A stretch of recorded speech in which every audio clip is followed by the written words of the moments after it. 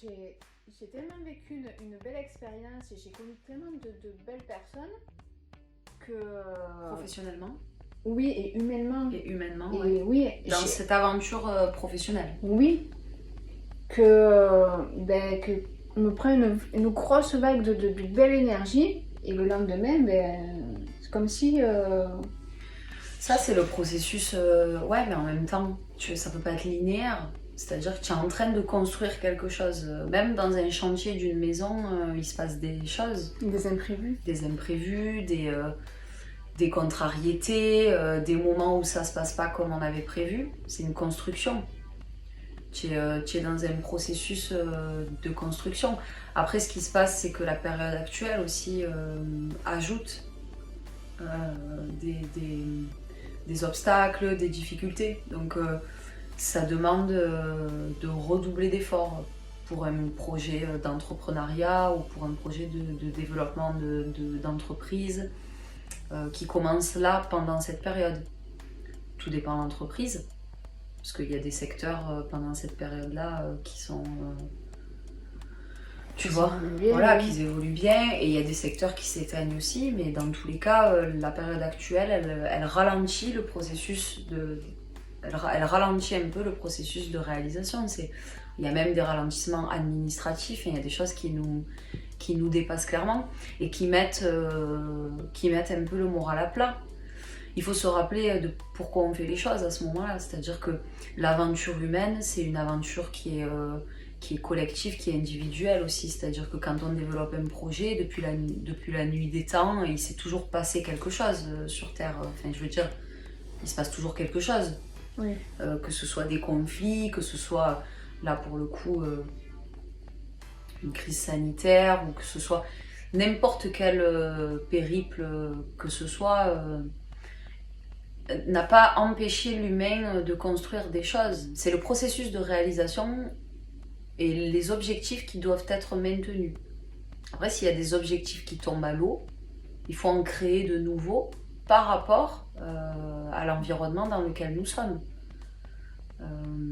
Mais le fait que les choses soient alternatives et que l'humeur soit alternative aussi, ou l'énergie soit alternative dans la réalisation d'un projet, c'est quelque chose de foncièrement normal. De sain aussi. Après, forcément, il y a des entreprises qui s'ouvrent du jour au lendemain, qui fonctionnent, qui répondent à un besoin direct.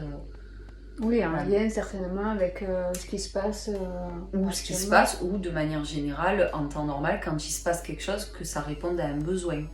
Enfin, quand on a eu les premiers confinements, tout ça, les entreprises, on le voyait à la télé, tout ça, les entreprises qui développaient la fabrication de masques, tu vois, bon ben voilà, forcément que ces entreprises-là, les objectifs, voilà, ils étaient clairement définis. On en a eu besoin aussi, donc ça répondait à un besoin, voilà. Mais pour des petits projets d'entreprise, ou pour des gens qui sont en cours projet, ou en cours de projection ou de réalisation de quelque chose, là aujourd'hui, il faut être doux un peu aussi avec soi-même. Il faut calme. Alors, justement, comment, donc avec tout ce qui se passe et notre mental, comment on peut arriver malgré tout à avoir cette douceur, et comment on peut arriver à être en joie, entre guillemets. À être en joie. À être en joie. À être joyeux. Oui, être joyeux. La joie dépend. Avoir cette sensation. Je comprends. La joie, elle va dépendre. En fait, selon moi, il y a quelque chose qui est inversé un peu dans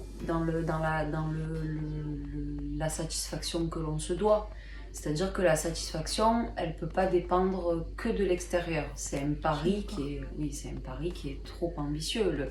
L'extérieur, on peut pas avoir une confiance absolue en l'extérieur. Par contre, l'intérieur, c'est quelque chose qui nous appartient et que l'on peut aussi nourrir.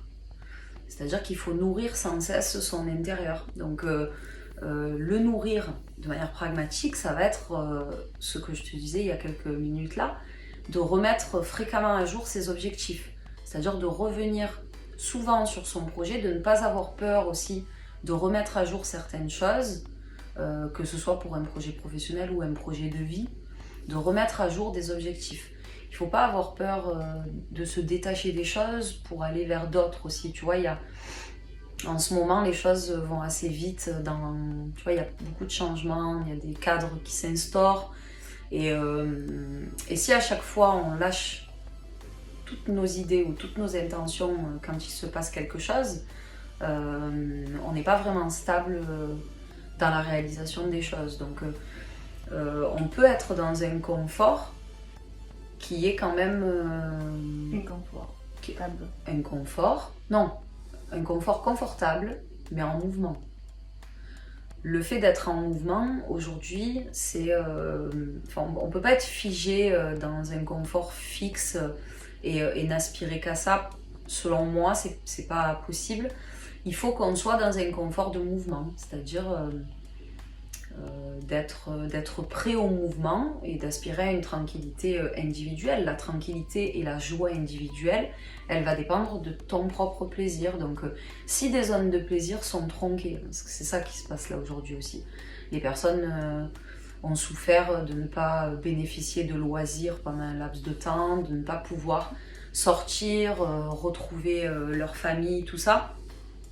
Si ça s'est tronqué, il faut réussir justement à remettre à jour des capacités aussi de satisfaction, à revenir sur une capacité de satisfaction qui est individuelle aussi, c'est-à-dire savoir se remplir seul, donc user de créativité aussi pour trouver de quoi se faire du bien sans avoir recours à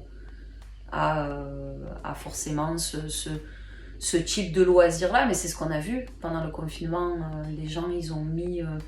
les gens ont eu plein d'idées, tu vois, ils ont développé plein de choses. Bon là, je pense que les gens en ont marre. Je pense que les gens en ont marre et qu'ils ont besoin de retrouver une certaine forme, voilà, d'attraction, de ce qui les met en joie, voilà. Mais en tout cas, de manière très simple, pour répondre rapidement à ta question, maintenir sa capacité d'optimisme en soi, c'est remettre à jour ses objectifs fréquemment, savoir un peu où on va chaque jour sans trop se projeter non plus, parce que l'avenir c'est quelque chose qui est anxiogène. Aujourd'hui les gens sont anxieux de l'avenir, donc jour après jour de maintenir voilà, ces objectifs en cours. Il y a des personnes, là il y a une personne un couple qui aspire à faire un enfant, il faut qu'ils aillent au bout de leur démarche. La vie continue dans la vie dans laquelle nous sommes. Et après, à l'intérieur de cette individualité, il y a des choix à faire, voilà, qui vont relever de la collectivité, au niveau collectif. Voilà, le fait d'échanger avec les gens, ou de leur sourire, de communiquer, d'essayer de maintenir une énergie qui est assez positive, dans la réalité du monde est très importante aussi. C'est très important aussi. Ça remplit d'un point de vue collectif, voilà. Et quand on rentre chez nous, on s'occupe vraiment de soi, de sa satisfaction personnelle, et on se remplit à travers ça. Après, il y a tellement de personnalités différentes que toutes les personnes ne se remplissent pas de la même façon.